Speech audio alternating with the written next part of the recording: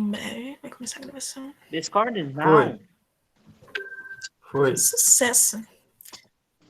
Então tá, gente. Então, boa noite pra todo mundo. A gente vai começar nossa aulinha de hoje. Eu vou começar a apresentação.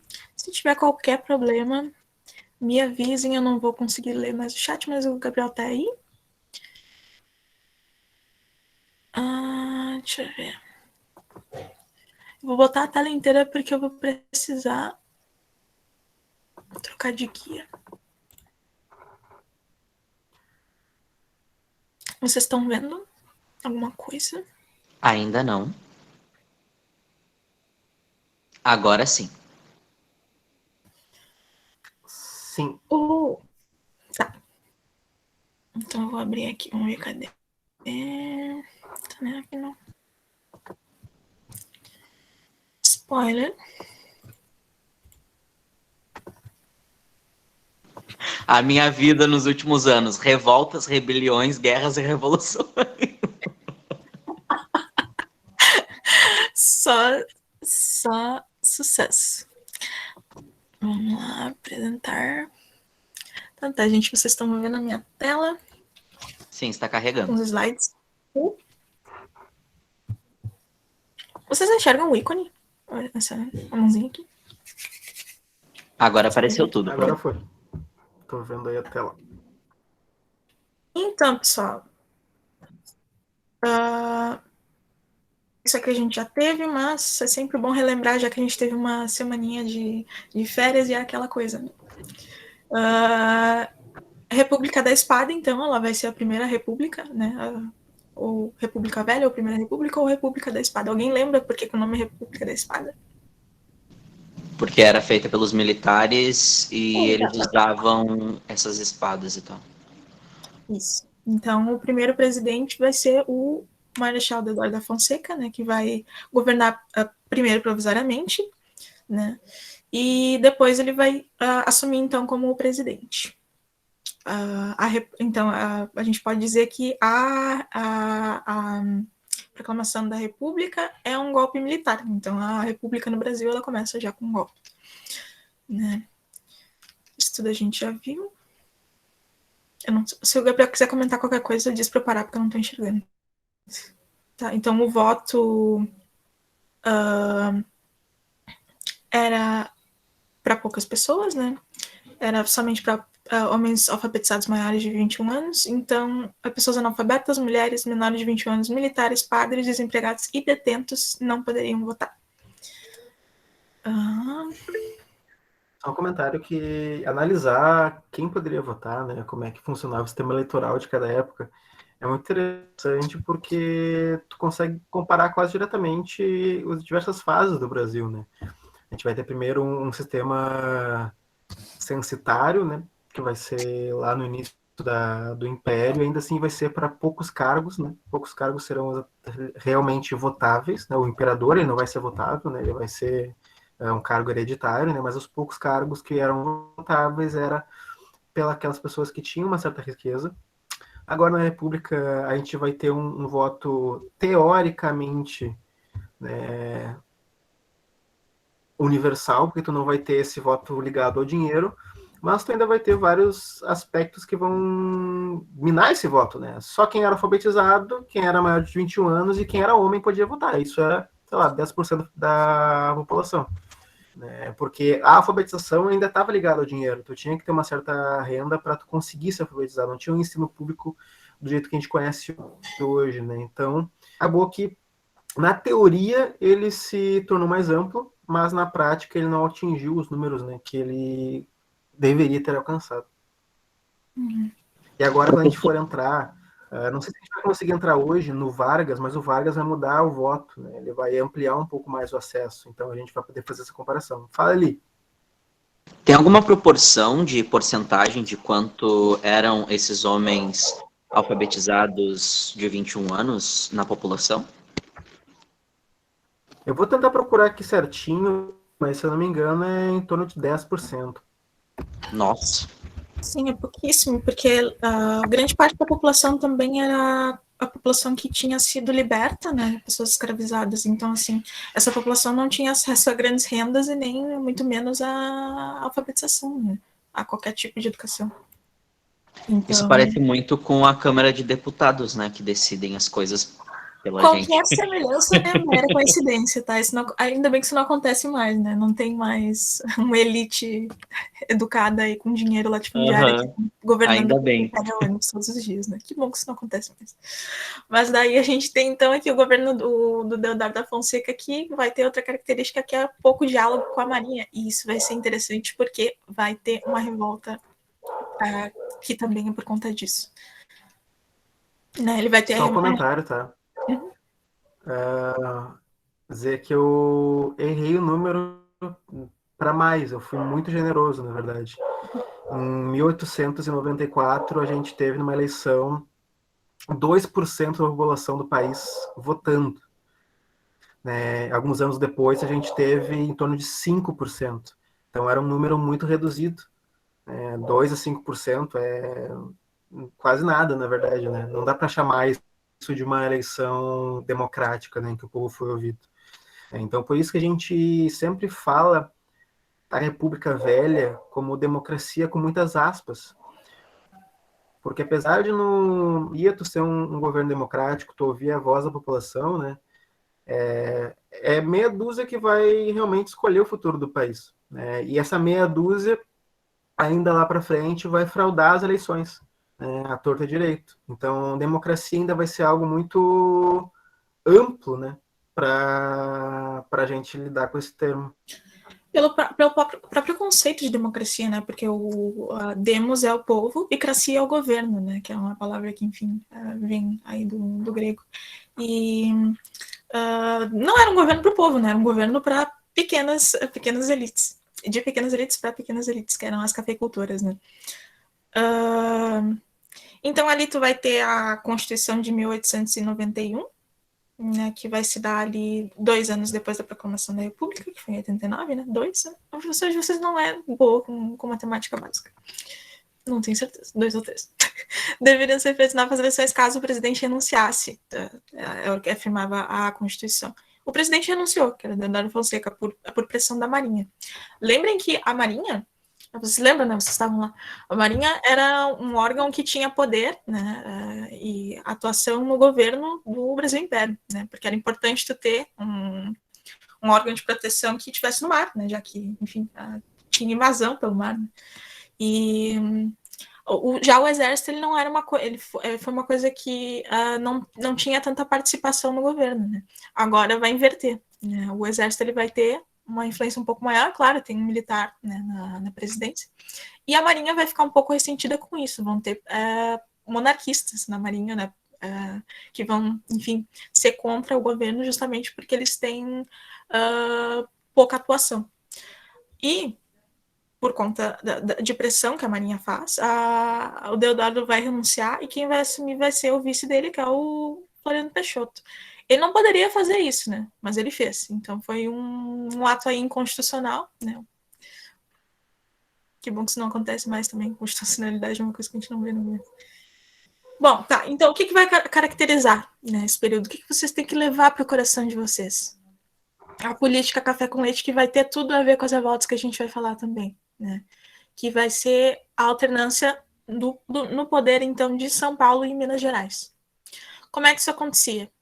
Entrava um presidente paulista e o outro mineiro, um paulista e outro mineiro. Isso se dava através das fraudes no sistema político e eleitoral. Tá? Como é que essas eleições eram fraudadas? Através dessa política de governadores, né? Então, ali como a gente está vendo na imagem, tinha o presidente, né? Que no caso ali era o Floriano Peixoto. Esse presidente lhe dava apoio político e em forma de dinheiro para os governadores de estado, e esses governadores de estado, eles proporcionavam esse mesmo apoio aos coronéis. A figura do coronel, como a gente já viu, não é uma figura política, mas ela é uma figura que vai ser local e ela vai ter poder de influência localmente, tá? Não é, o coronel não é uma coisa que tu vota para colocar ali, ele é um latifundiário que está ali na região e ele controla ela, porque ele tem dinheiro, ele paga pessoas, né? Ele tem terra, ele tem prestígio, né? E ele vai, então, oferecer é uma palavra gentil, né? Ele vai oferecer benefícios, trocas para as pessoas para que elas votem em determinado governador, né? Então, vai ser uma coisa meio que tipo assim, eu te dou isso aqui se tu votar nele, mas se tu não votar, vai aparecer um pessoal para te bater e para te matar, né? Ele Então, comprava os votos, então, do pessoal. isso, eles compravam os votos e caso tu não aceitasse a compra, alguma coisa ruim ia acontecer contigo, né? E como eram lugares pequenos e como o voto não era secreto, isso era uma coisa bem fácil de acontecer, né? Por isso que é assim, né, gente, voto em papel não serve, né? É uma discussão que a gente está tendo agora, não sei.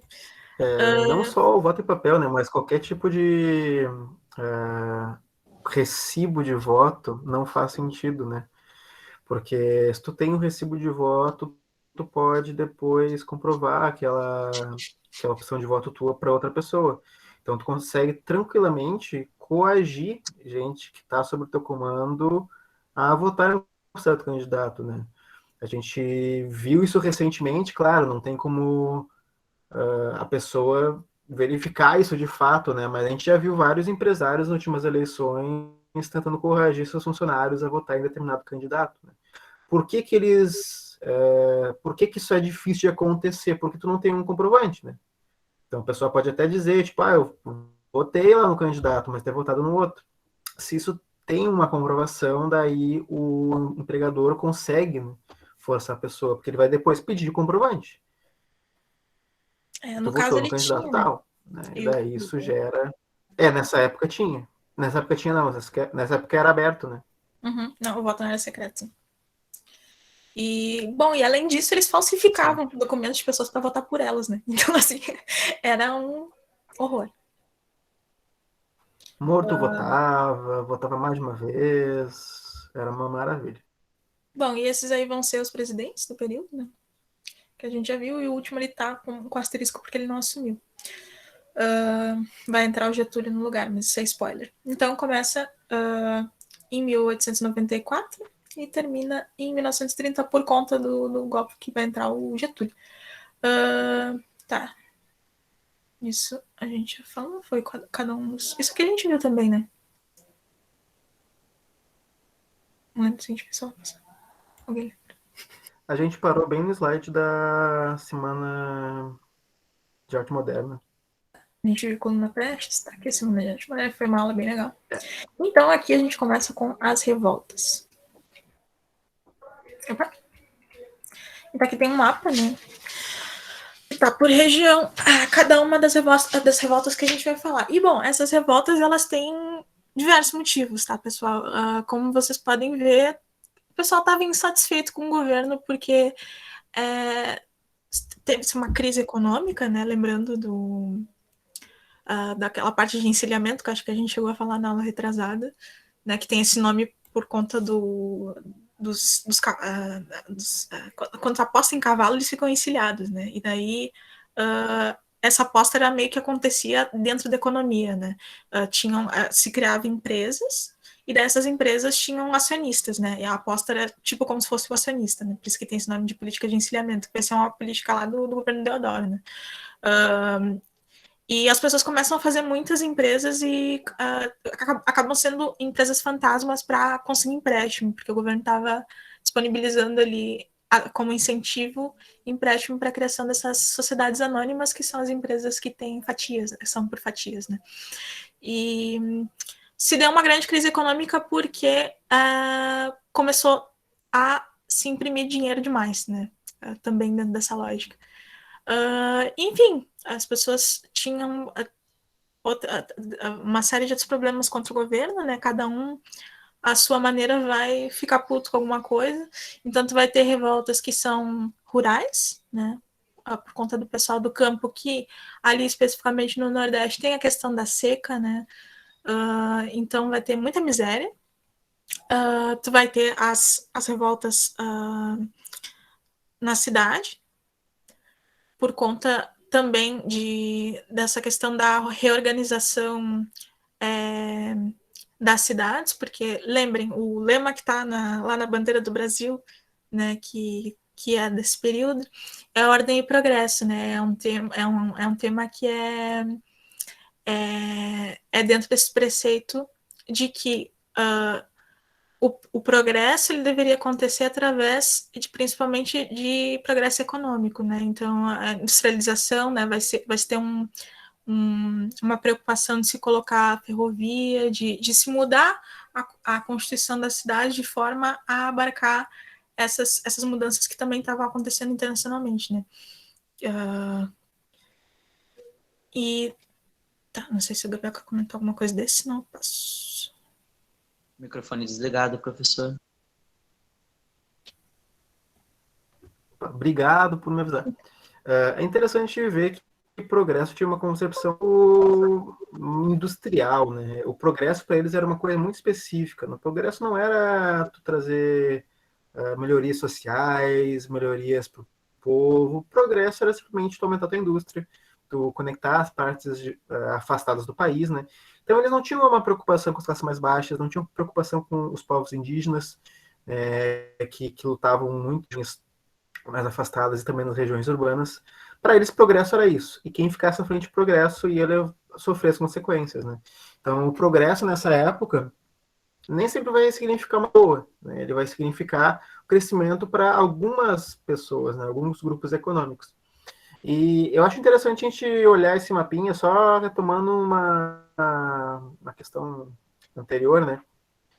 Sempre que a gente mostra mapa de épocas passadas, eu tento achar um mapa que bata com a época passada, né? E esse mapa aqui é um mapa da Primeira República, e vocês percebem que ele é um pouco diferente, né?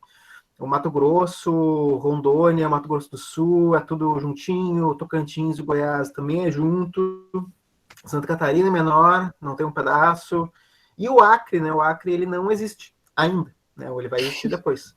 Ele vai ser a última compra, né, a última inclusão territorial do Brasil, né, que vai acontecer durante a Primeira República, e depois disso a gente não se expandiu nem conquistou nada depois do Acre. Né? Caso a prova de vocês perguntem alguma coisa sobre essa questão, o Acre ele foi comprado da Bolívia, tá? Ele não foi conquistado, foi uma compra econômica entre os dois países, e ele foi a última concessão territorial do Brasil, por assim dizer. Assim, daí, então tiveram essas revoltas que eram de regiões de âmbito rural, as nas cidades e também as militares, como a gente vai ver agora. Então, a primeira delas é a revolta da Armada, né? E como a gente estava falando anteriormente, né, os marinheiros tinham eles eram muito associados à questão monárquica, né? Porque eles eram meio que vistos como monarquistas, assim, porque, claro, eles eram mais saudosos do tempo em que eles tinham um poder um pouco maior de influência no governo, que não era o caso agora, né? Quem vai ter agora é o exército. Né? Então, as lideranças ali são o Custódio de Melo e o Luiz Felipe Saldanha, que são militares da Marinha, né? E a motivação, marinheiros insatisfeitos com o descaso do governo. O presidente da época, então, era o Floriano Peixoto, né? Vai se dar no Rio de Janeiro, em Santa Catarina, e vai ser uma revolta que vai ser reprimida e vai também acabar em massacre, né? Além de consolidar o governo do Floriano Peixoto. Essa aí é aquela revolta que a gente citou quando falou de Floripa, né? Florianópolis.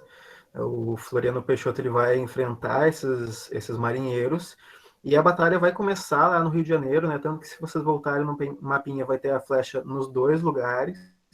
Né? Ela começa no Rio de Janeiro e os revoltosos eles fogem até a Ilha do Desterro, a Ilha de Floripa, e o Floriano segue atrás e nessa ilha acontece uma grande batalha onde eles são massacrados, e é por isso que a ilha acabou tendo o nome de Florianópolis. Então, outra coisa a se pensar é que a Marinha ela vai estar descontente mais de uma vez nesse período. A gente vai ter uma outra revolta daqui a alguns slides, né? A revolta da Chibata, que vai ser tocada pelos marinheiros de baixa patente, né? Porque a Marinha, ela vai ter as piores condições de trabalho, né, por assim dizer, de todas as Forças Armadas. O Exército vai ter melhores condições do que ela. Nesse momento, claro, não existe a Força Aérea, né? Vai ter Exército e Marinha, e a Marinha vai ter péssimas condições de trabalho, né? Isso a gente vai ver nos próximos slides. E a repressão dela também se dá muito com o investimento do pessoal cafeicultor, né? Então, essas elites que, lembrando, né, a gente pensa em século XIX, né, ali nos anos 1800, a gente pensa em café, né? O café é a principal monocultura de exportação no Brasil, né? Então, vai ser um pessoal que é uma elite, né? Tu pensa em elite ali, tu pensa também no cafeicultor. E essa elite, então, vai financiar a aquisição de equipamentos para essa repressão, né? E em prol do Floriano Peixoto, né? Que, enfim, são os apoiadores do governo dele. Aí a gente vai. Deixa eu ver qual é o outro slide aqui. Tá. Queria mostrar um videozinho para vocês. Deixa eu ver se eu consigo botar. Esse daí dos canudos não é das blogueiras que defendem as tartarugas? Mentira, aqueles. Não é, não tem nada a ver com. Tem esse nome por quê? Porque nessa região, na realidade, é a região de Belo Monte, tá? Que fica na Bahia. Só que eles foram apelidados de canudos de uma forma pejorativa por aqueles que viam essa revolta, né? Porque, claro, eram pessoas pobres ali, né? E tinha bambu ali, tinha uns você tinha uns bambu por aí, daí, como parecia canudo, apelidaram de canudos. Aí tem uma música que eu não sei se vocês já ouviram, que ela é do Luiz Gonzaga, né? Só que ela foi reinterpretada, regravada pelo Rapa, que é a Súplica Cearense, né? E eu acho ela muito legal, porque aparece um videozinho, por isso eu não ponho a do Luiz Gonzaga, porque esse aqui tem um desenho.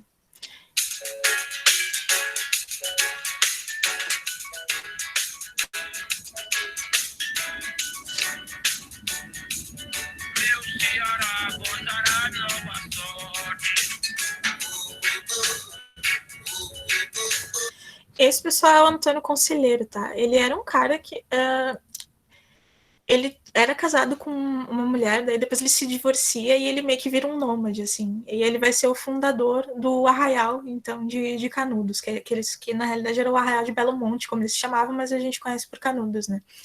E ele vai ser meio que um ícone tanto social quanto religioso. Então, além de pregar em favor enfim, contra o governo e contra a situação que eles estavam vivendo ali, que era uma situação de, enfim, de seca, de desamparo, né, porque as outras regiões do Brasil não olhavam para eles, né, também vai ter a questão do pregador, né, então ele vai irritar tanto os coronéis daquela região, quanto a igreja católica daquele período, porque ele estava exercendo ambas as funções ali, que eram controle territorial, né, de certa forma, quanto o papel de pregação que a igreja teria, né.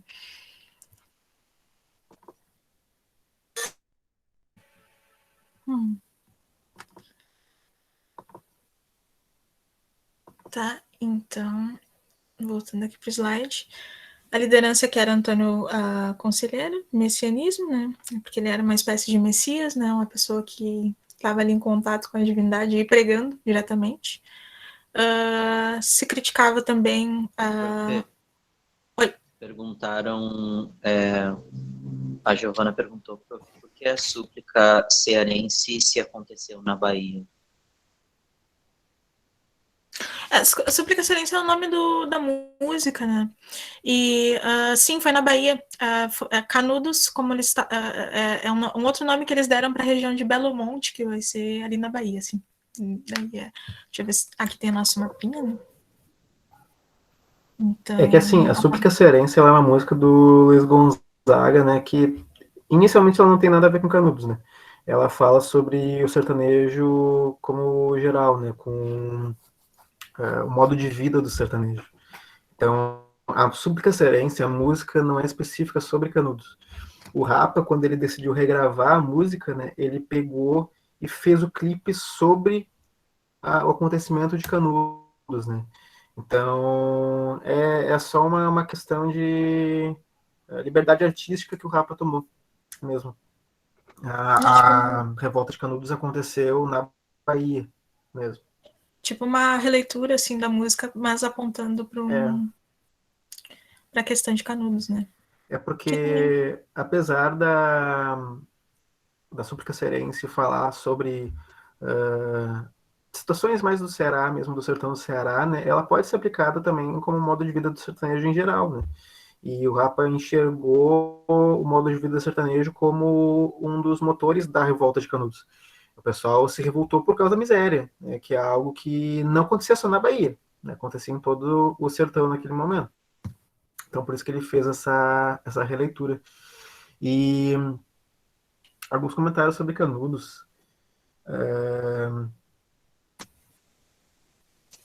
É interessante falar, né, sobre a questão do messianismo, porque isso aconteceu numa época onde o governo deixou de ser confessional. Quando a monarquia cai, o governo deixa de ser confessional ligado a uma religião cristã, ele passa a ser laico. E apesar desses líderes religiosos quase sempre terem alguma treta com a Igreja Católica, né, a Igreja Católica não reconhecia eles oficialmente, eles discordavam muito do governo pelo governo ser laico. Então, para eles, a laicidade do governo era um problema. É por isso que o messianismo, nesse momento, ele vai crescer bastante. Tu vai ter várias figuras religiosas que vão ter uma fama bem grande. O Padre Cícero, que vai ser uma outra revolta daqui a pouco, vai ser um desses casos, né? Que até hoje ele é idolatrado. E o Antônio Conselheiro vai ser outro. Uma coisa bem interessante se falar, no início do clipe, a gente tem ali o subtítulo A Última Expedição. E o que ele fala, a Última Expedição? Porque a Guerra de Canudos ela foi algo muito grande mesmo, muito numeroso. Foi só uma vez que o exército brasileiro tentou acabar com o Arraial de Canudos, né? O Arraial de Belo Monte.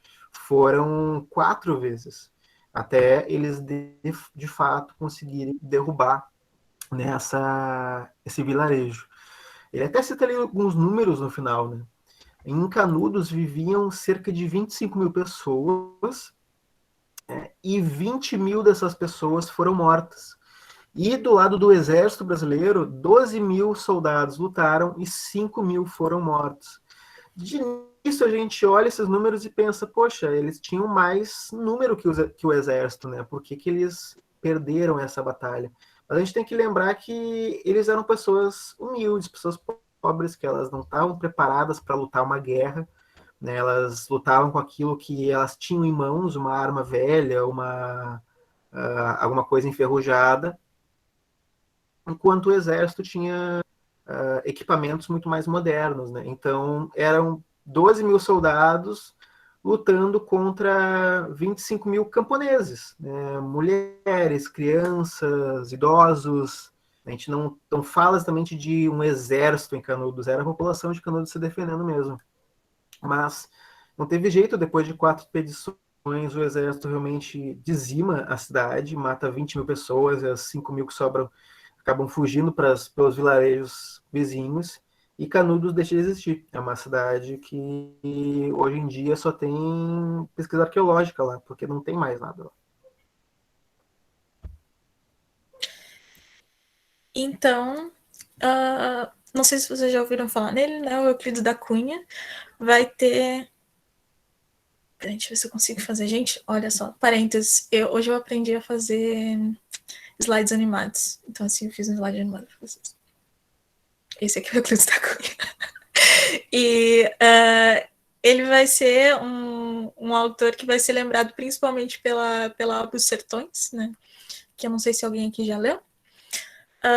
Mas Os Sertões, então, vai contar essa história da Guerra de Canudos, né? O Euclides da Cunha, ele participou como jornalista, né? E ele traz, enfim, uma narrativa, né? Uma história que contém o que ele viu lá, né? Não um relato, mas vai ser construído em cima do que... Aqui uma imagenzinha que ilustra, e esse é o livro, né, Os Sertões. Foi publicado, então, em 1902, portanto, depois de acabar, né? 7 anos depois de acabar da repressão.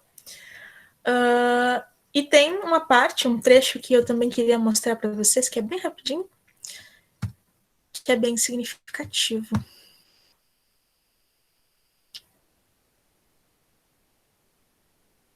Se carregar.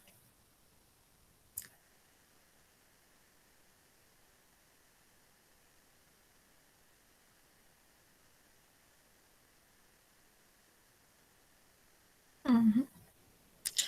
Ele vai ler uma parte do livro que é o 3º capítulo, tá?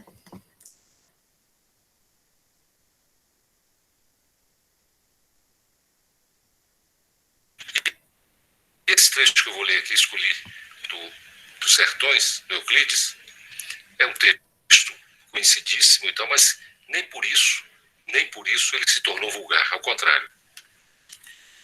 É o capítulo 3º.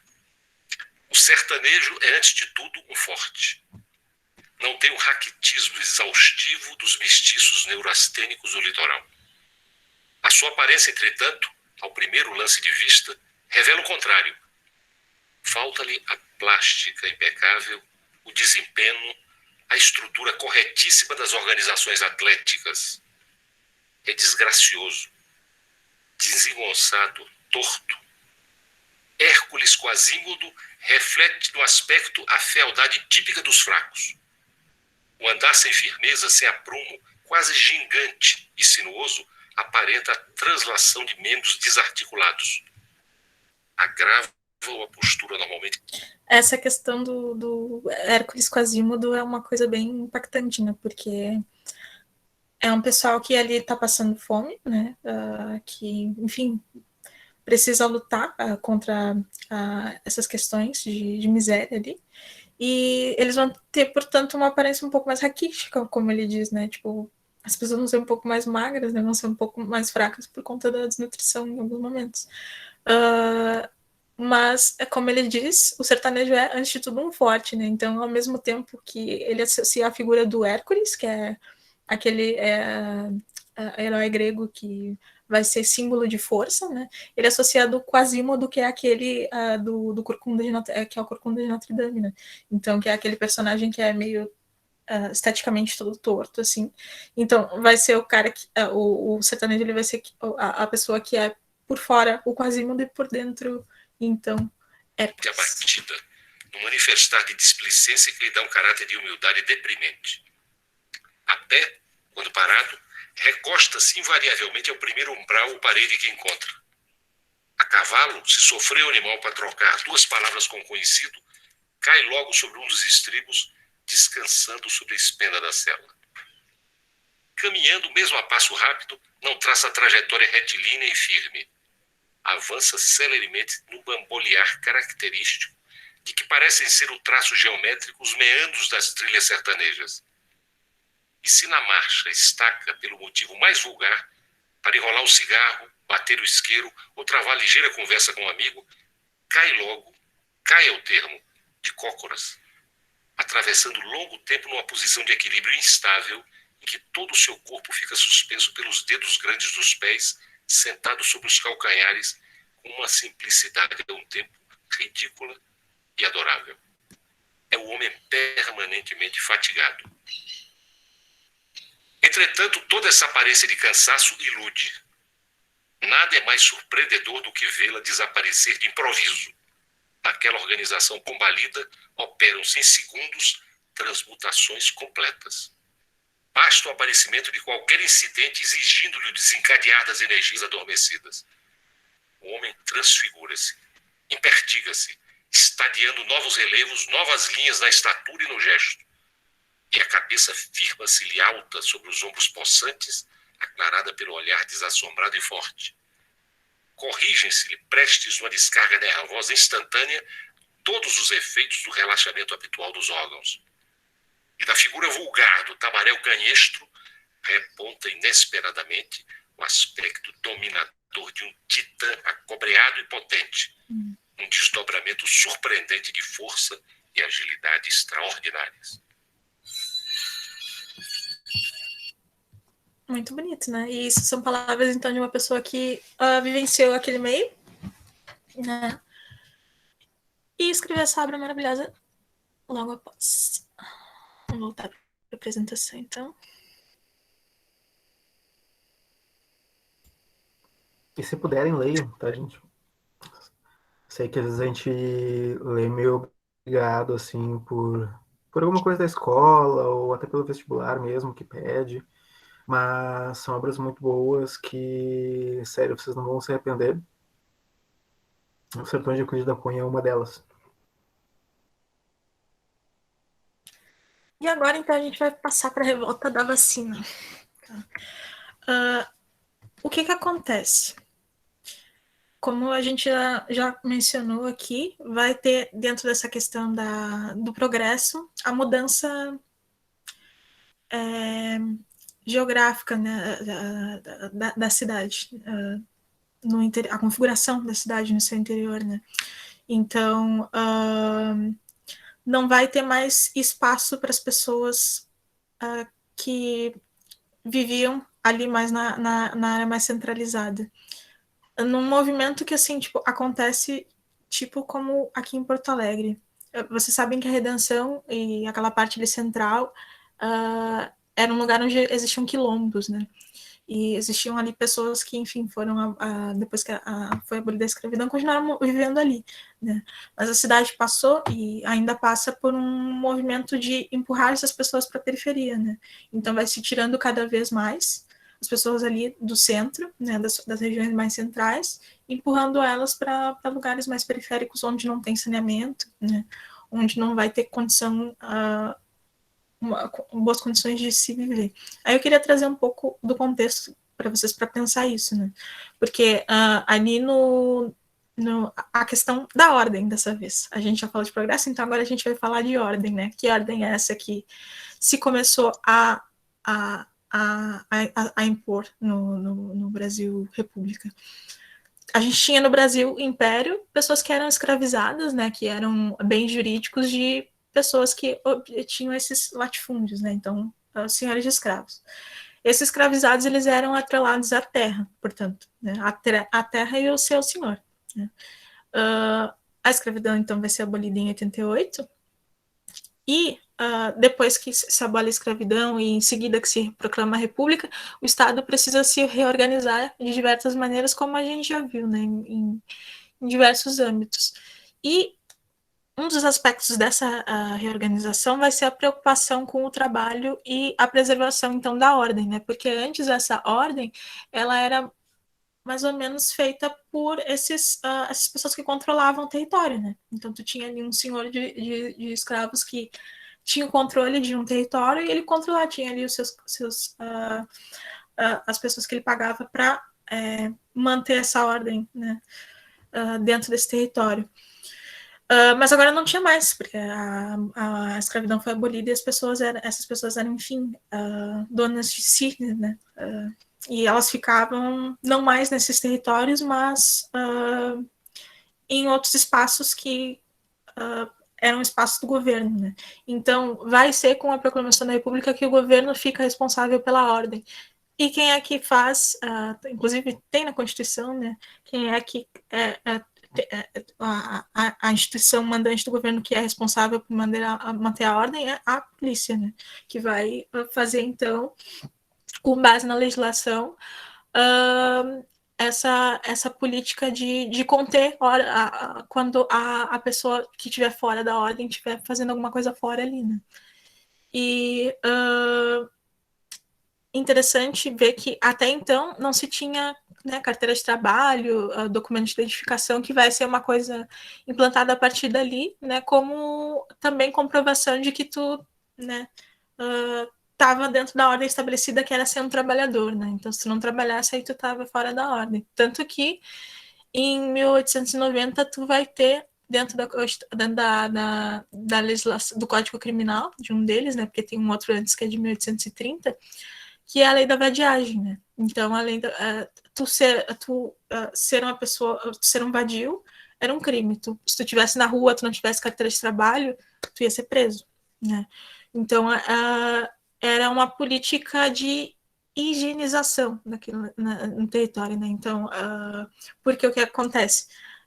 pessoas que foram libertas, pessoas escravizadas que agora detinham a sua liberdade, por via de regra, não conseguiam arrumar emprego, né? Porque lembrem que os empregos estavam sendo ocupados por pessoas imigrantes que chegavam de fora do Brasil, né? Pessoas brancas europeias, né? Então, essas pessoas negras, elas ficaram, de certa forma, marginalizadas, né? Ali. E para ajudar, né? O século XIX ele ainda é marcado por essa questão aqui da eugenia, né, que vai ser a fundamentação científica do racismo, né? As pessoas, os cientistas, então, alguns chegaram à conclusão de que se a pessoa tivesse o crânio de determinada forma, de determinado tamanho, o nariz com determinada largura, ela ia ser mais propensa a cometer um crime, né? Mas isso aí tem a ver com Marx, né? Isso aí é uma ideia marxista, né? Isso aí é relacionado ao pensamento de Marx, né? Meio que essa discriminação, né? A eugenia? Eugenia? Onde é que tu Ou isso? Foi Weber? Eu não sei, mas é alguma coisa assim. Pera aí que eu vou dar uma pesquisada aqui, vou falar certinho. Pera aí. Mas eu já ouvi falar que foi mais ou menos isso aí. Cara, não tem exatamente uma relação com o Marx. Vou falar, Renan. Oi, Yuri, será que não se confundiu com Darwin, talvez? Que existe o darwinismo social, né? Eu ia falar eu isso. acho que foi o Darwin. Foi o Darwin, eu acho. E daí, tipo, dependendo como que era a pessoa era propensa a cometer um crime, ou a pessoa era má, alguma coisa assim, não é?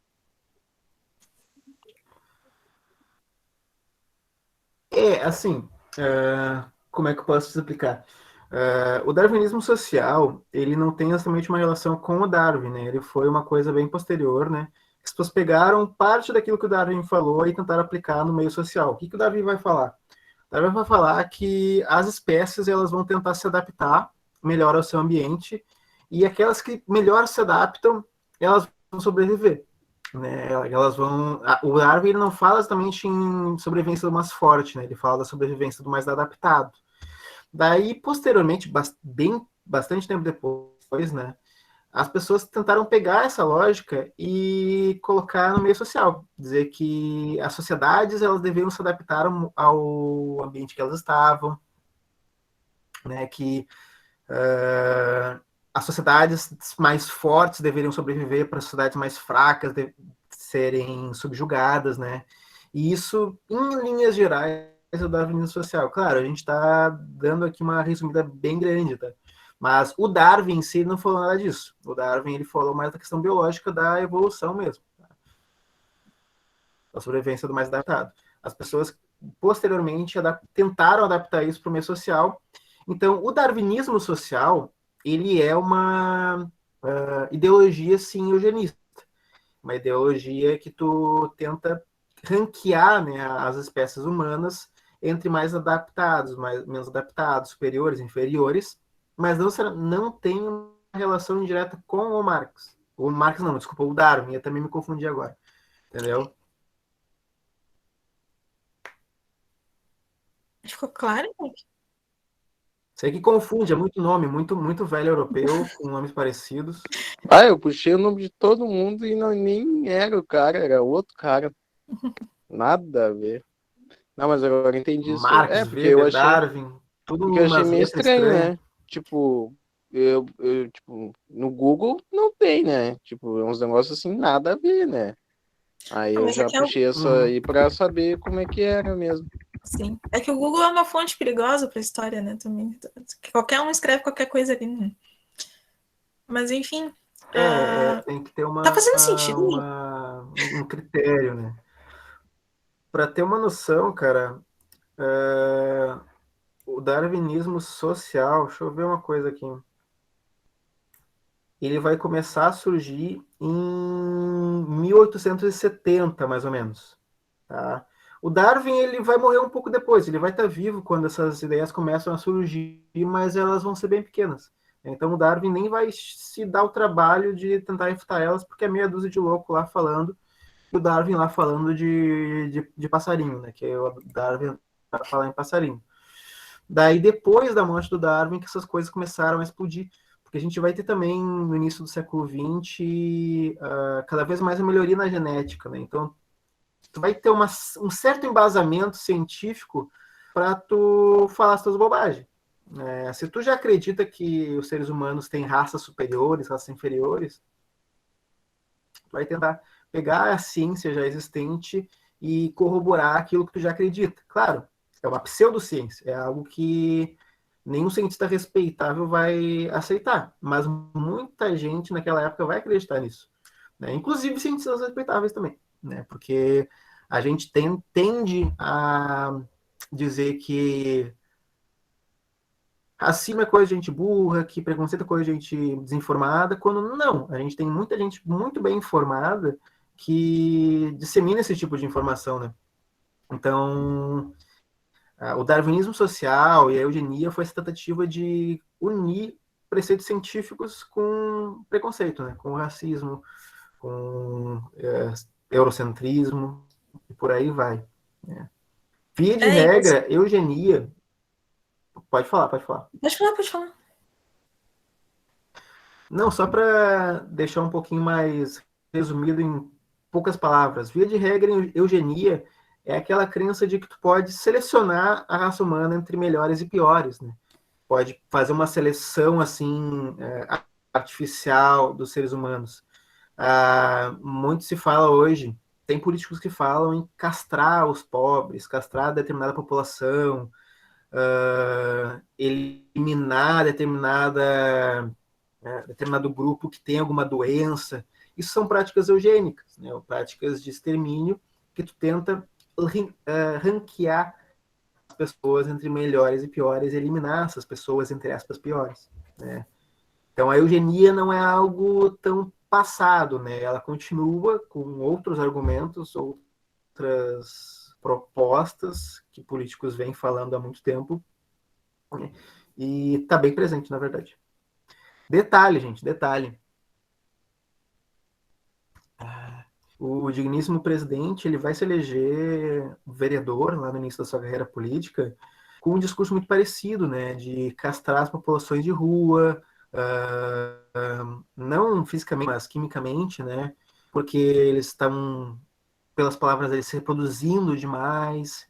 Então, esse pensamento eugênico, ele não é velho, né, ele ainda está cada vez mais presente entre nossos políticos, nosso meio.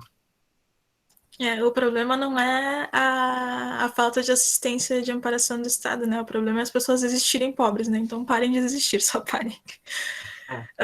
Mas essa questão do racismo, eu estava pensando eu lembrei do documentário da BBC, não sei se vocês já assistiram, mas tem um documentário da BBC que é só sobre racismo, né? Que é muito interessante, vejam se vocês tiverem 2 horas, ele tem 2 horas e pouco. Tá disponível no YouTube, né? E tem muito essa questão que vai embasada na escravidão e no modelo econômico, né? Então, eles enxergavam as pessoas que eram escravizadas como seres inferiores, é claro, né? E isso depois vai desencadear nesse processo, né? Mas então, como o professor Gabriel estava falando, essa é a política higienista, né? Então tu tem ali o que alguns autores vão chamar como as classes perigosas, né?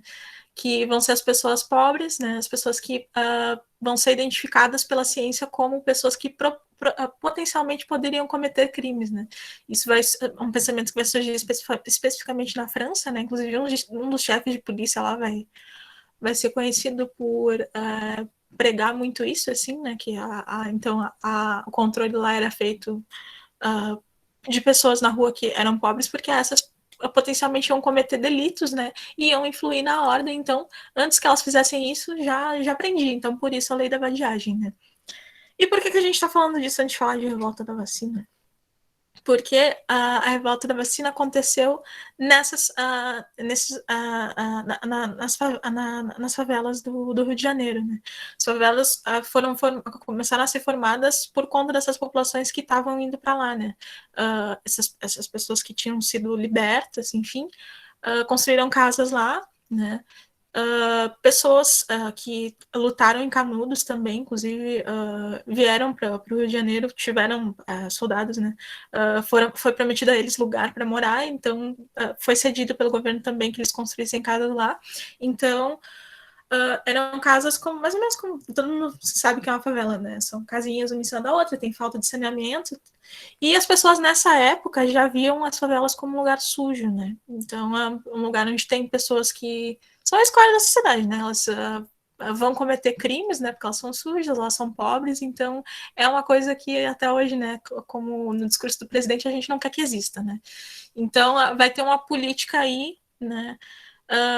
Que vai exemplificar muito bem isso, assim, que é um pensamento que não é de hoje, realmente, né? Então, começou a se desenvolver uma vacina, né, contra a febre amarela, e o governo meio que entra, né, ali, a polícia, né, entra com o alvará do Estado para poder vacinar as pessoas, só que de forma arbitrária, né? Não vai ser a mesma coisa que as pessoas que são anti-vacina hoje em dia, né? Porque as pessoas que estavam ali, elas não sabiam o que era a vacina, né? De repente chega um agente de saúde com um agente da polícia ali na tua casa e te vacina na marra e tu não sabe o que é aquilo ali, né? Uma pessoa com uma seringa, uma coisa que foi um problema, né? A forma que eles executaram essas medidas de saneamento foi um grande problema, né? E também vai ter essa questão que a gente estava comentando ali no começo, né? Que é a questão geográfica. Então, a modernização forçada. A cidade ela vai começar a se configurar de uma outra maneira que as pessoas pobres não podem mais ficar no centro, né? Então, elas vão ter que sair dali de alguma forma, né? Através de um desses esforços é que as pessoas vão começar a se revoltar, né? Se incomodar um pouco, porque elas estão ali na casa que é delas e o governo de repente acha que elas não têm que estar mais ali, né? Porque não tem que existir, né? Essa é um pouco a lógica, assim. O presidente, então, vai ser o Rodrigues Alves, no local Rio de Janeiro. A revolta, ela vai acontecer, então, nessa cidade e ela vai terminar com uma forte repressão do governo, né? Com a expulsão das pessoas pobres da área urbana e com as favelas que a gente está comentando. Que, inclusive, tem esse nome por causa de Canudos também, naquela região ali, tinham arbustos cujo nome era favela. Eu li um artigo sobre isso há pouco. Né? Foi uma pesquisadora que propôs, então, essa teoria. E só uma curiosidade, né? Então, eles começaram a chamar de favela por conta disso, né? Eu não sei se o Gabriel quer comentar alguma coisa. Só comentar que, como a professora Eduarda falou, né, é meio complicado a gente comparar isso com o movimento antivacina de hoje, porque são coisas bem diferentes.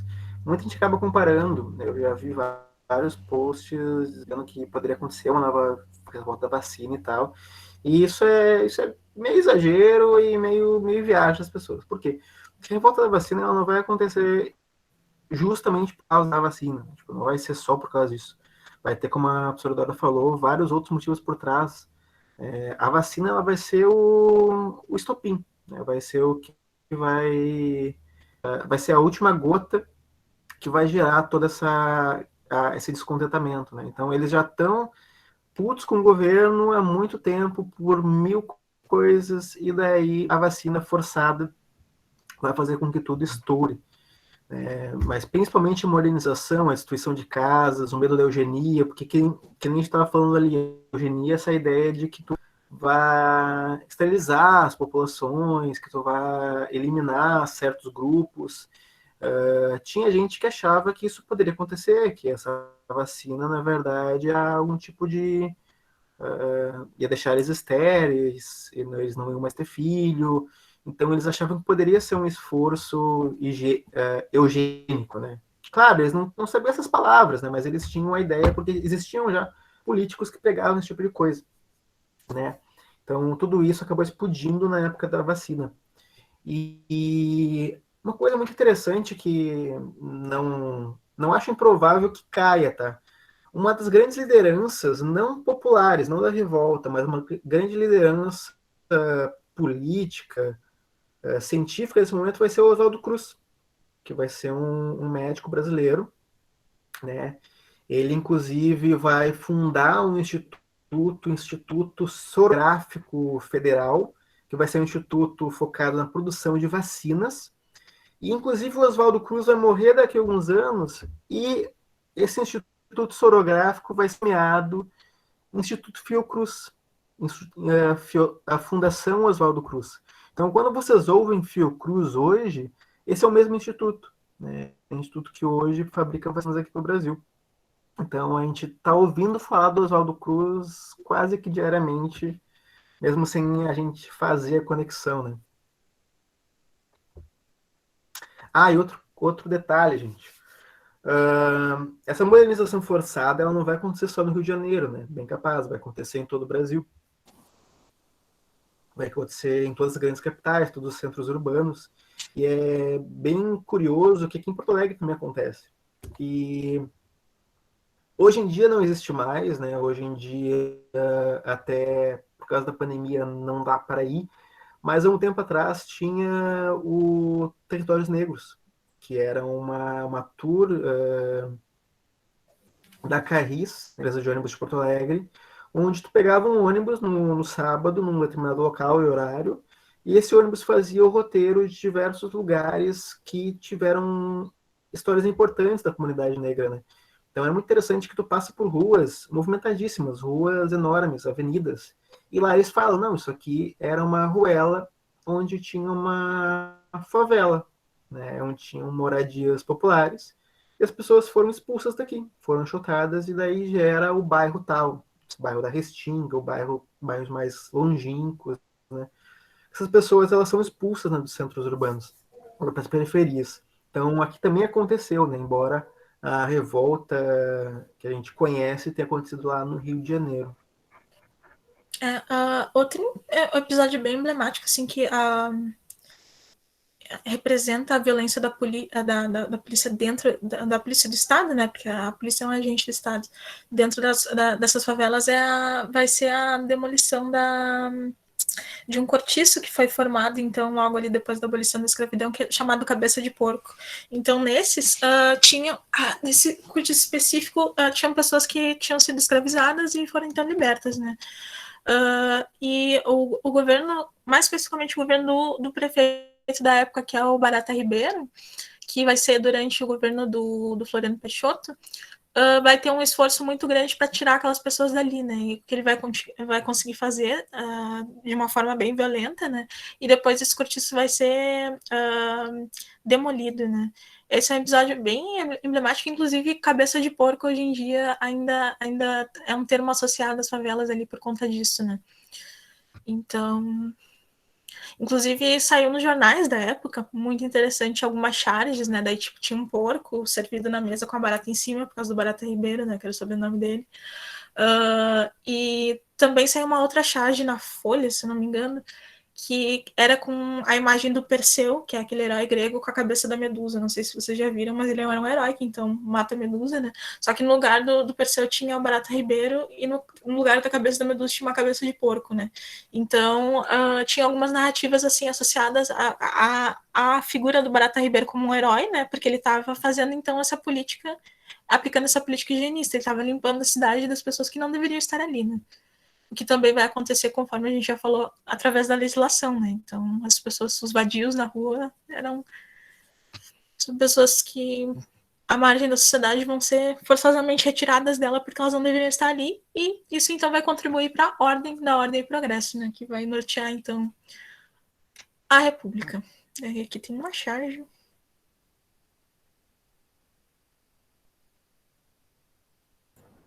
Aconteceram diversos motivos. Só um comentário, né? Que tá 1994, mas é 1904, tá, gente?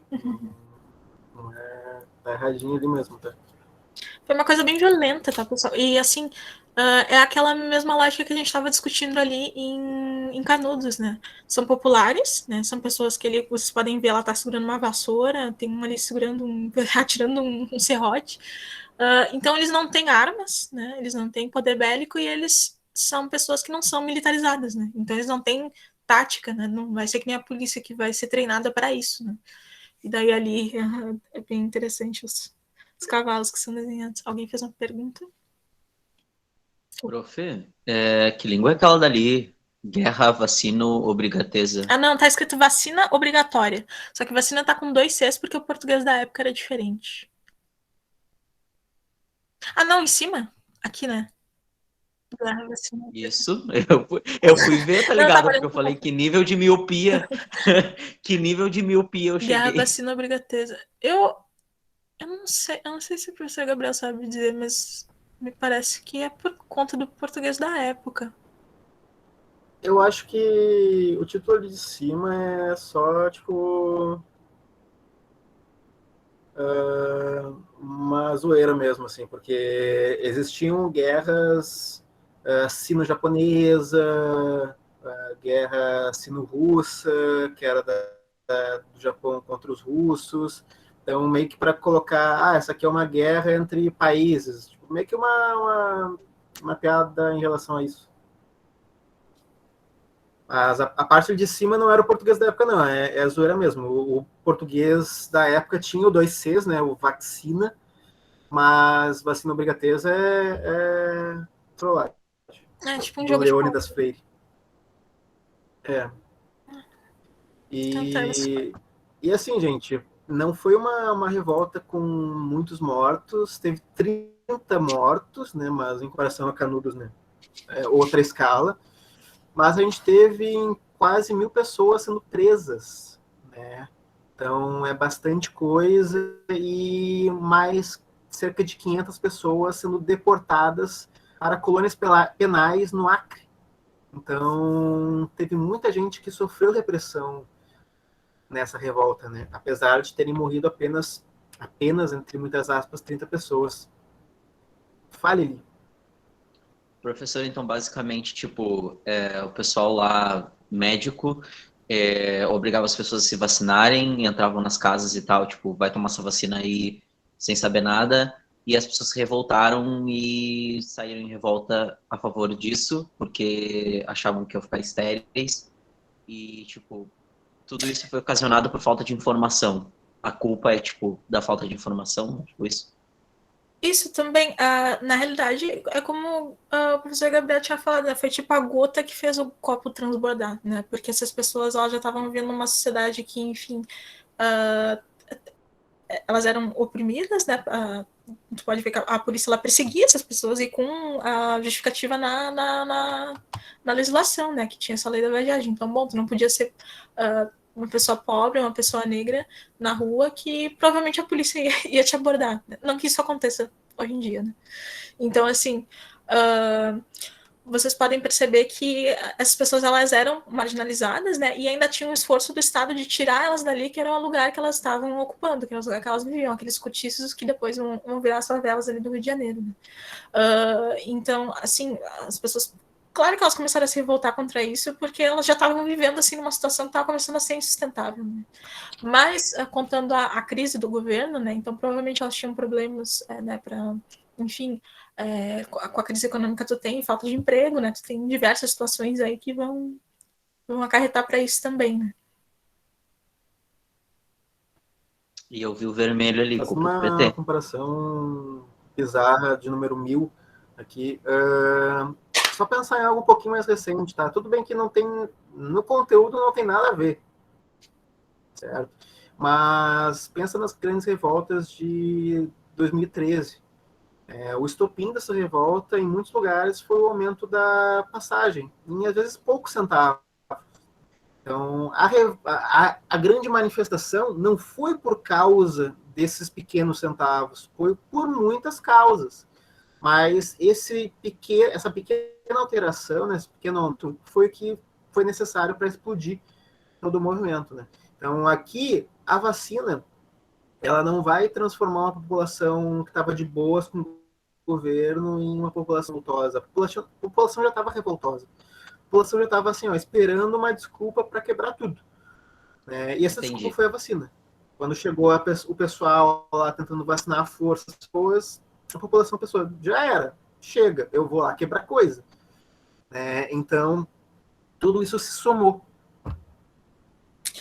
Interessante ali no bonezinho deles, ali no capzinho dos policiais, tu vê a cruzinha da saúde e em cima tem uma vassourinha, né? Porque deve representar essa questão da varredura, né? Então tu está varrendo aquilo que é uma sujeira, né? Que é a população pobre do centro da cidade, que era, enfim, os objetivos também, né? Eu acho muito engraçado que eles estão montando vacinas. Sim. Sim, eu achei isso muito massa. Cavalos vacinas. Genial. E é muito louco porque a ponta da vacina não tá virada pro povo, né? Sim. Acho que é pra parecer mais um cavalo, de repente, não sei.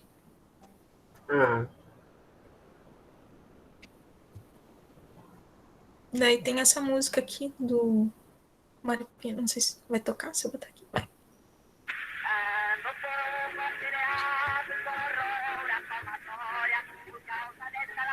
Siga o universo 1, refrão, 2 refrão, aí vai também.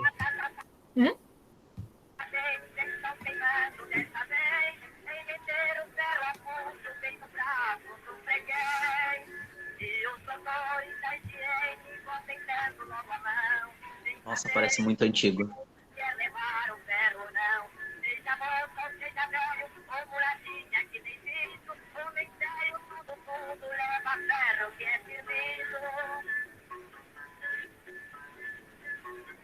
Essa música ela é realmente muito antiga, é uma marchinha de carnaval da época, né? Gravada depois, né? Mas ela é antiga.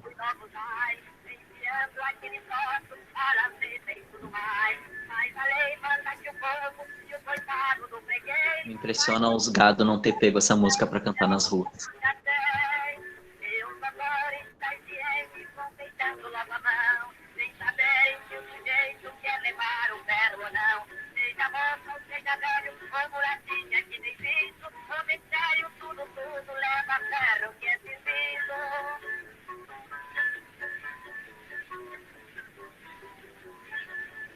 Esse próximo verso é engraçado.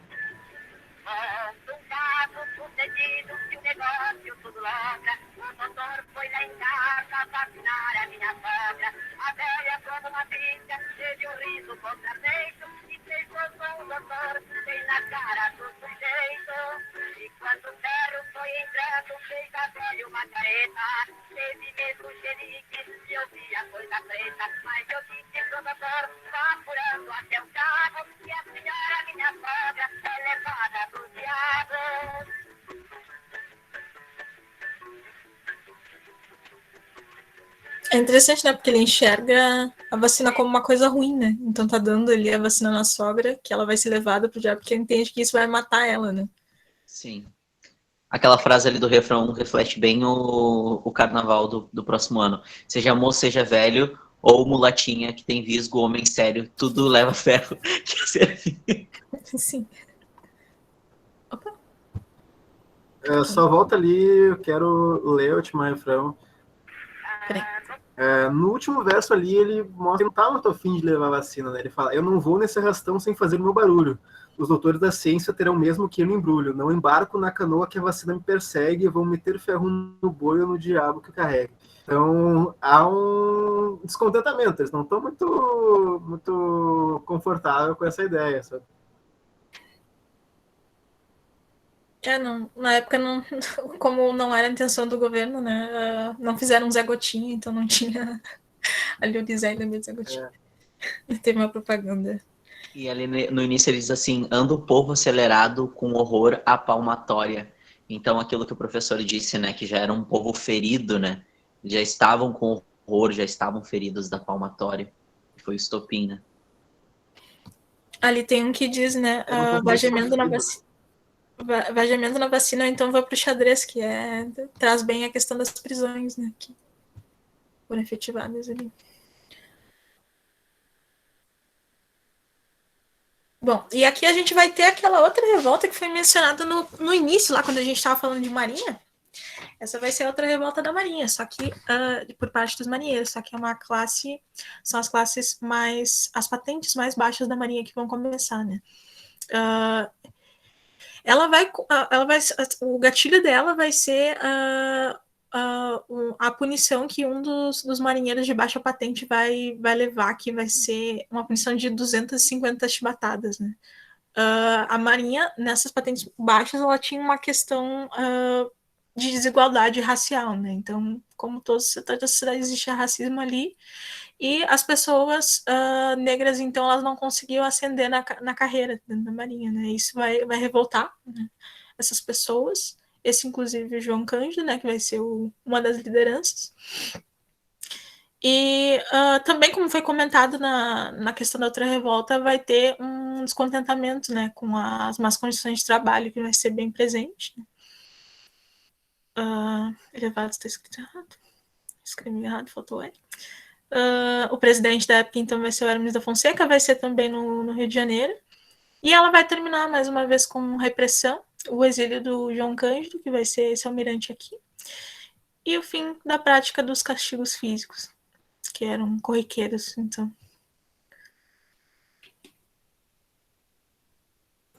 É interessante lembrar, né, que apesar de muitas dessas revoltas, isso aqui vale para toda a revolta, rebelião, guerra, revolução, né, muitas delas vão acabar em repressão, né, vão acabar em derrota para aquele lado que vai se revoltar. Mas isso não quer dizer que não vão ser alcançadas certas melhorias, né? Como, por exemplo, aqui na Chibata, eles vão se revoltar principalmente por causa dos castigos físicos, e o castigo físico vai acabar depois da Chibata. Não porque eles são bonzinhos, não porque a Marinha é bonzinha, mas porque ela vai ver que se ela continuar com essa mesma atitude, cada vez vai acontecer mais revolta. Então ela precisa dar uma melhorada nas suas condições de trabalho, né? Então isso pelo menos mostrou para as lideranças da Marinha que as classes mais baixas estavam descontentes. Se a coisa continuasse dessa mesma forma, não ia chegar no momento que ia ser sustentável, né? Então, pelo menos, deram fim à prática dos castigos físicos. Reprimiu sim. O João Cândido, ele não foi morto, ele teve que se exilar, né? Mas o fim dos castigos físicos, ele realmente aconteceu depois da Chibata, depois da revolta Chibata.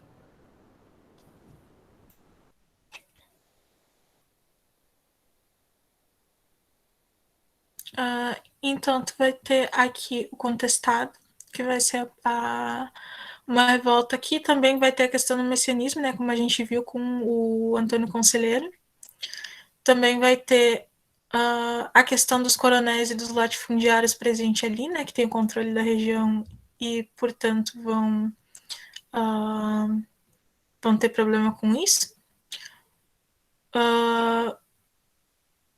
A construção de estrada de ferro, que vai ser o gatilho para isso, porque, vejam, é dentro daquela ordem, aquela lógica de progresso, né? Então, está se trazendo estrada de ferro porque quer se trazer industrialização para o Brasil, porque industrialização é o sinônimo de progresso, né?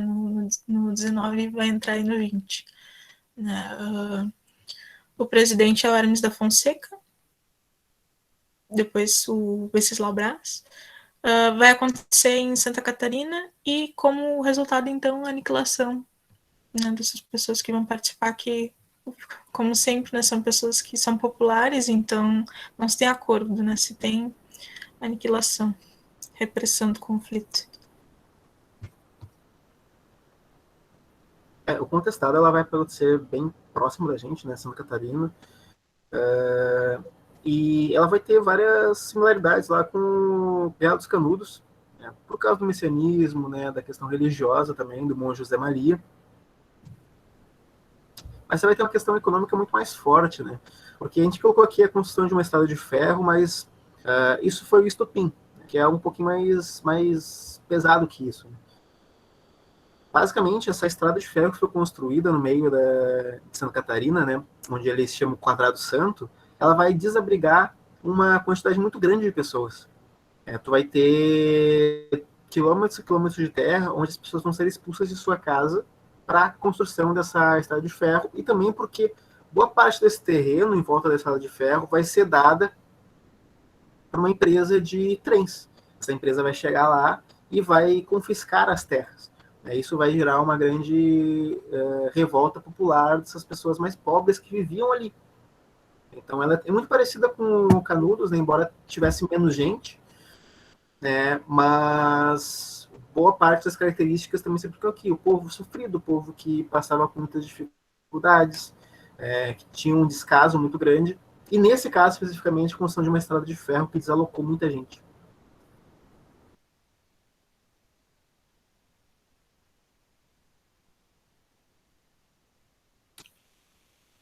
Então agora tem outra revolta que vai ter de novo várias características bem parecidas com essas que a gente trouxe, né? A questão do messianismo, né? O conflito direto com a igreja, porque, enfim, ter uma outra autoridade que está fora da igreja pregando é um problema, né? A gente teve problemas com isso no passado já com a questão da igreja protestante, começou com isso, então provavelmente tem alguma lógica nesse sentido. Também durante o governo do Hermes da Fonseca, no Ceará, e também vai ser uma revolta que vai acabar em repressão. O Hermes, a gente viu naquela hora dos presidentes que ele teve muitas revoltas no governo dele, né? Ele teve um governo muito conturbado, né? Ele entrou na Primeira Guerra Mundial, ele vai ter várias revoltas. E essa revolta aqui, mais uma vez, ela se assemelha muito com a questão lá do Canudos e a questão do contestado, né? A gente vai ter uma liderança religiosa messiânica, que é o Padre Cícero, que é muito curioso porque ele teve um destino diferente dos outros dois. Ele vai sobreviver essa guerra, ele vai ser uma figura importante, depois ele vai virar político, ele vai entrar na política, né, ele vai representar o Ceará também, e até hoje ele é idolatrado por muita gente lá na região. Né? Eu não lembro agora se ele foi canonizado oficialmente ou não, mas ele é adorado como santo, né, pela população do Ceará. Então tu vê que, apesar de ter sido reprimido, teve gente aqui que saiu com uma certa carreira, né, que saiu com uma certa proeminência como seu líder. Né? Não foi massacrado, não foi morto, que nem o Antônio Conselheiro. Porque o Padre Cícero ele tinha algumas alianças políticas também com alguns fazendeiros do local, né? Então ele conseguiu se preservar depois de tudo isso. Sim. Também tem uma questão, eu li uma vez sobre uma questão de um milagre que teria acontecido, né? Que ele botou a hóstia na boca de uma devota e teria virado sangue, uma coisa assim, que eu acho que tem a ver com a canonização dele, né? Enfim, foi tipo um milagre. Tem isso também. Essas figuras messiânicas, elas têm um misticismo muito grande em torno delas. Tu normalmente não chega a um cargo dessa magnitude, assim, ver um messias de uma comunidade sem ter um certo misticismo em volta. Né? Então, muito se fala, tipo, do milagre que o Padre Cícero fez, ou que o Antônio Conselheiro fez, aconteceu algo extraordinário. Então, essas coisas, esses mitos, esses boatos que vão se espalhando, ajudam também a essa pessoa ganhar reconhecimento, né? Ganhar seguidores, ganhar um culto em volta de si. O messianismo envolve muito essa mitificação das pessoas. Tanto que deu certo, né? O cara é santo até hoje.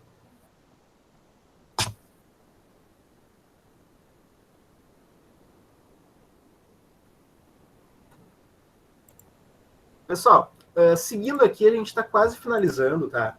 Isso aqui é uma aula comprida, mas ainda bem que a gente teve 2 períodos, porque senão a gente não ia conseguir dar todas as revoltas hoje. Revolta pra caramba, e são revoltas importantes, né? Não dá para só citar elas. E só um comentário, tá? A gente tentou colocar aqui nesse molde meio repetido, assim, de liderança, motivo, presidente, local e resultado, só para vocês fixarem um pouquinho melhor as questões, né? Claro, elas são mais complexas do que 5 tópicos. A gente está falando, acho que uns 10 minutos cada uma delas, mas pelo menos assim vocês conseguem se localizar um pouco mais. Então, chegando aqui, a gente está literalmente no nosso quintal. A Revolução Federalista, né, a Revolta Federalista, ela vai acontecer aqui no Rio Grande do Sul. O Rio Grande do Sul ele vai ser um país, né, eu falei até erro falho, vai ser uma região muito conturbada, né, tanto no Brasil Império quanto no Brasil República. A gente vai ter 2 revoltas acontecendo no Rio Grande do Sul. A primeira vai ser a federalista. E por que ela vai se chamar federalista? Porque a gente vai ter... Pode passar, professor Eduardo. A gente vai ter 2 grupos políticos. Essa revolta aqui, ela não vai ser uma revolta popular, ela não vai ser uma revolta das classes mais baixas, vai ser revoltas entre 2 partidos políticos que regiam, né, o Brasil nesse momento. A gente vai ter os federalistas, que vão ser nesse momento a oposição, né, aqui no Rio Grande do Sul, e os governistas, que vão ser a situação, né, que eles estão governando o Rio Grande do Sul. A grande diferença nesse momento vai ser que os governistas, eles vão ser ligados ao governo central. Eles vão ter alianças políticas naquela política dos governadores, né, muito mais próxima com o governo central. E os federalistas, eles queriam um pouquinho mais de autonomia aqui para o Rio Grande do Sul.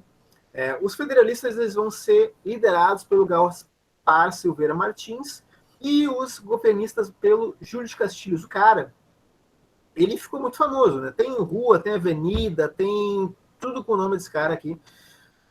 Se algum de vocês já desceu no Terminal Triângulo lá do centro de Porto Alegre, vocês desceram na rua Júlio de Castilhos, né? Então, vocês desceram na rua desse cara aqui. E é aqui que a gente vai ter essa divisão entre maragatos e pica-paus, nomes que eram usados para definir esses partidos, né? O símbolo desses 2 partidos. Alguns outros nomes, né, que a gente pode utilizar vai ser de lenço vermelho para o maragato, gasparistas para os maragatos, e lenços brancos e castilistas para os pica-paus. Professora Eduardo, pode voltar o slide rapidinho? Pois bem, isso vai instaurar uma guerra civil aqui no Rio Grande do Sul. Ela vai ser uma guerra muito sangrenta, né? O presidente, ele vai ser o Floriano, então vai ser bem no iniciozinho. Eu acabei, acho que não colocando a data dessa Revolução Federalista, mas ela é de 1893. Ela é bem do iniciozinho, assim, do Brasil República. E ela vai acontecer tanto no Rio Grande do Sul quanto em Santa Catarina, né?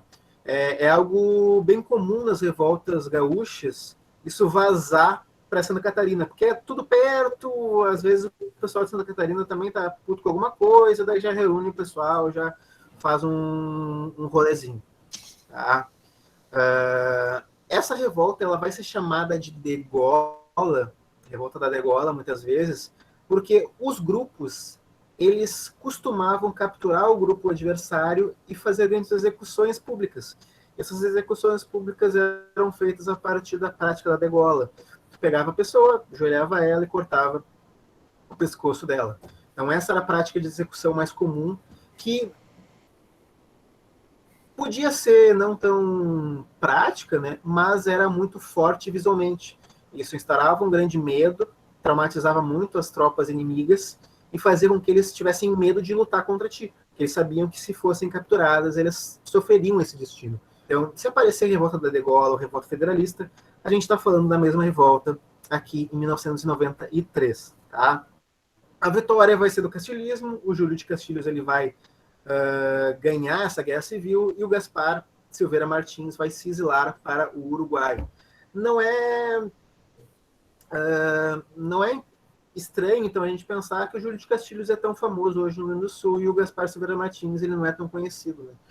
Dificilmente tu vai ver uma rua com esse nome ou alguém na rua que conheça quem foi o Júlio de Castilhos. Mas ele vai ganhar e o Gaspar Silveira Martins ele se exila. Tá? O Júlio de Castilhos vai governar durante muito tempo. Ele é do PRP, que é o Partido Republicano Progressista, eu acho que é esse o nome. E os seus sucessores vão continuar essa tradição de guerra civis, que a gente vai ver agora no próximo slide. Só um comentário antes sobre o Júlio de Castilhos. Eu não sei se vocês já viram lá do lado da Redenção tem um templo positivista, né? Que justamente tem algumas questões do positivismo em arquitetura também em Porto Alegre por conta do Júlio de Castilhos, porque ele vai ser um dos grandes seguidores aí do positivismo, né? Inclusive o túmulo dele tem alguns adornos nesse sentido, tem uma frase que é positivista, né? Que está lá na Santa Casa. Tem um passeio bem legal, inclusive, do cemitério da Santa Casa, que é histórico, que quando abrir, se vocês puderem fazer, façam. inclusive, se a gente não tivesse, né, numa pandemia, se fosse um pouquinho mais fácil a gente se locomover, eu até ia sugerir que a gente fosse no cemitério da Santa Casa, porque quando eu fiz cursinho para vestibular, a gente foi, como turma, no cemitério da Santa Casa, todo mundo se reuniu na frente do cemitério numa hora específica, e o professor levou a gente por lá, porque tem muitas personalidades interessantes para a gente visitar lá, e a gente consegue ver muito da história gaúcha, história brasileira também, né? A parte do cemitério da Santa Casa, um cemitério muito antigo. Se eu não me engano, o cara que fez a compra do Acre, o intercessor político da compra do Acre, está enterrado ali no cemitério da Santa Casa. Tem um cara lá, um militar que lutou na Guerra do Paraguai, que está enterrado na Santa Casa, não enterrado, ele tá naqueles mausoléus, né? Se tu olhar na janelinha, tu consegue ver o caixão dele com uma bandeira do Brasil Império, né? Então é um cemitério muito, muito antigo da nossa cidade, que contém muita história. E, inclusive, a gente tem no curso de História o estágio patrimonial, onde tu estagia em instituições de ensino que não necessariamente são colégios, né?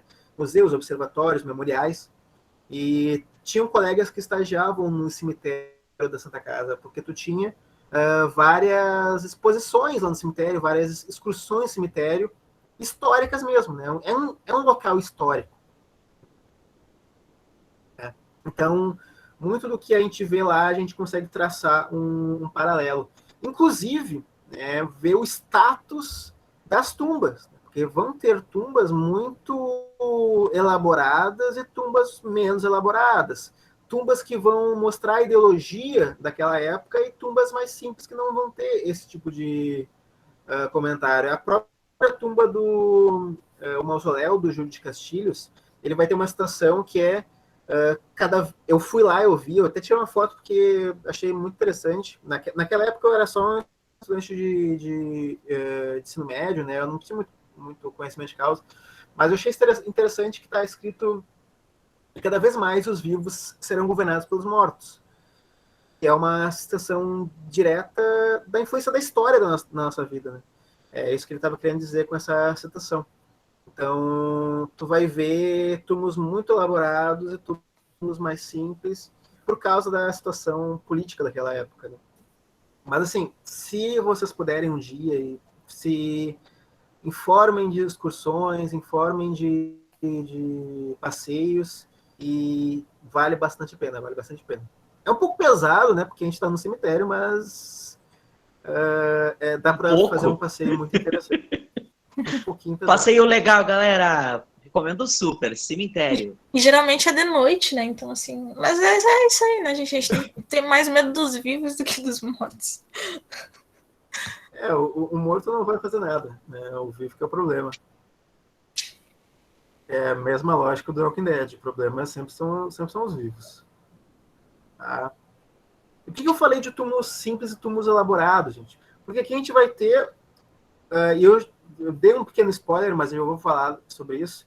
A gente vai ter a revolta de 1923. Ela não vai ter um nome muito bonitinho, que nem Federalista, não vai ter o nome Dark, que nem a revolta da Degola, nem nada. Vai ser simplesmente revolta de 1923.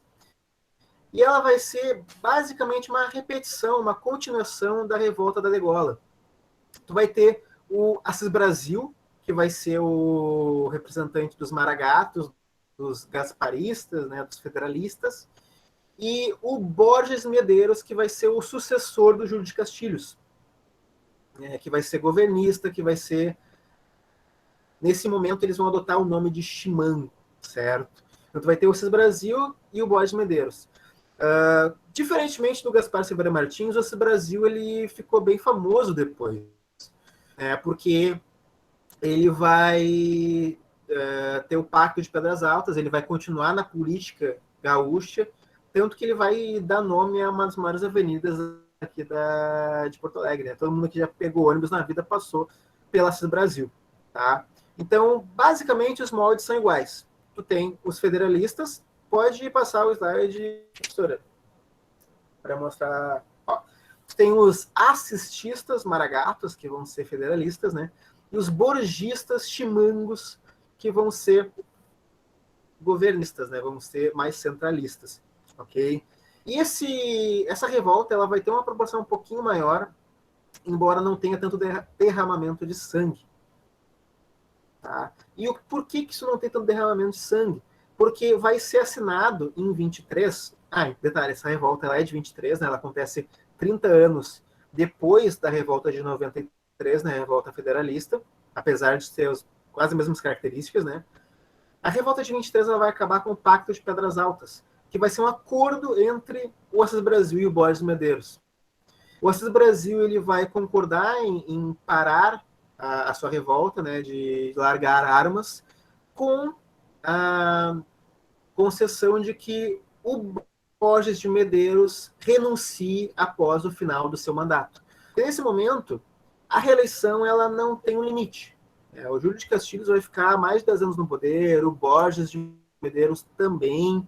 Então, uma das condições para acabar a revolta no Pacto de Pedras Altas vai ser com que o Borges acabe seu mandato e deixe o governo. O Borges vai aceitar.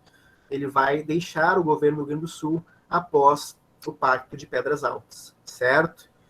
A gente vai ter, né, oficialmente uma vitória dos chimangos, porque, né, eles vão continuar no poder pelo menos por alguns anos, mas, né, a gente tem um final bem diferente, né? Antes, os maragatos foram reprimidos e agora tu teve um acordo, tu conseguiu ter ali uma concessão entre os dois lados. E que nem o Eli falou no chat, faltou um pouquinho de criatividade no nome da revolta, mas é normal. Historiador não é muito criativo, né? Então é guerra do ano tal, é revolução do ano tal, é bem mais fácil de lembrar, pelo menos. Mas também historiador não sabe contar, né? Tanto que Guerra dos 100 Anos não durou 100 anos, várias outras coisas não duraram quanto que elas dizem que duraram, e é complicado. Ele levantou a mão, quer falar alguma coisa? Estudar sobre essa revolta e saber que maragatos e chimangos eram um contra o outro, dá todo um gostinho especial para aquela música Deus é Gaúcho, Esporimango, foi maragato, foi chimango, porque traz todo um significado, né, para essa parte. Sim. O nome Maragato Chimango ele vai começar como uma disputa política mesmo, né? Disputa ideológica, disputa de opiniões, e daí virou essa rivalidade que hoje em dia o pessoal nem lembra mais o que era direito Maragato Chimango, mas ele ainda lembra que existe essa rivalidade, né? E a música é bem antiga, né? Então o pessoal daquela época tinha na memória um pouco mais vívida o que era o Maragato, o que era o Chimango. Embora hoje em dia na política gaúcha não faça muito sentido a gente falar em Maragato Chimango, né? São outros nomes, outras categorias, né? Mas é daí que surge mesmo. Lembrando, gente, na outra revolta, a de 93, é Maragato e Pica-Pau. O Chimango ele só vai ser chamado de Chimango nessa aqui. Mas Pica-Pau e Chimango é a mesma coisa, certo? E aquilo que eu falei sobre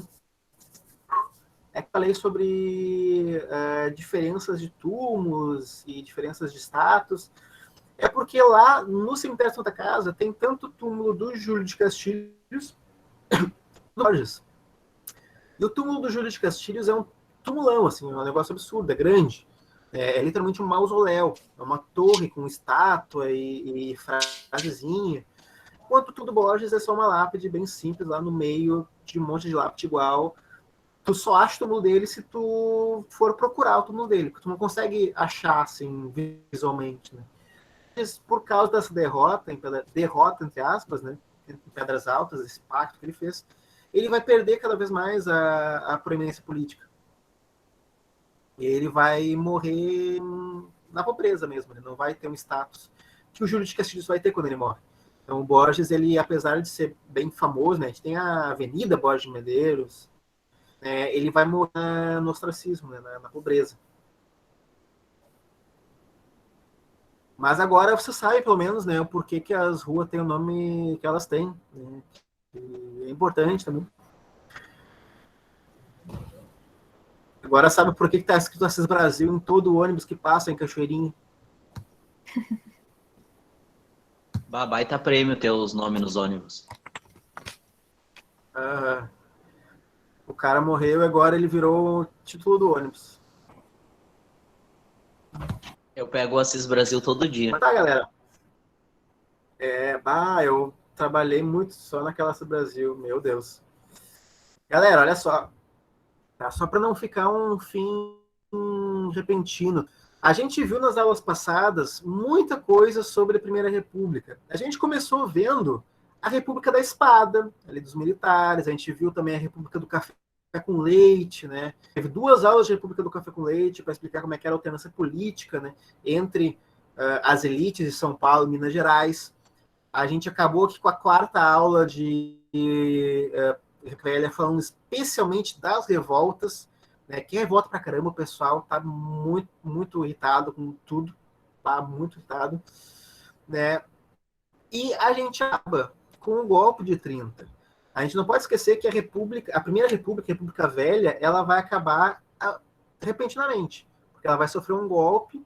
O Luiz Prestes ele não vai chegar a assumir o seu governo.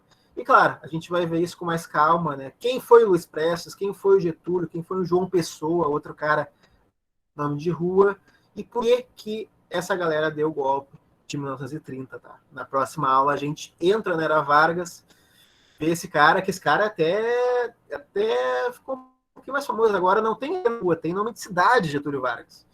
Então, ó, é outro nível, cara. Então... Na próxima aula, a gente segue com Era Vargas entrando num novo período, que também é muito interessante. Guerra, porrada, bomba, literalmente bomba. Tá? E nos vemos lá, certo?